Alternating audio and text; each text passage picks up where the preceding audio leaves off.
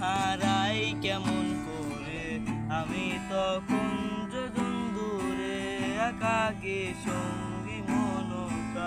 আকাশ যখন আধার ভীষণ, এক ফোঁটা জল চেয়েছে মন।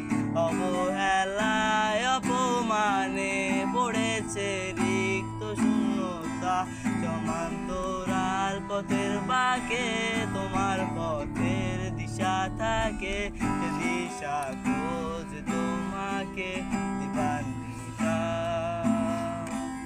গাছের সবুজ পাতার ফাঁকে তোমার ছোঁয়া মিশে থাকে,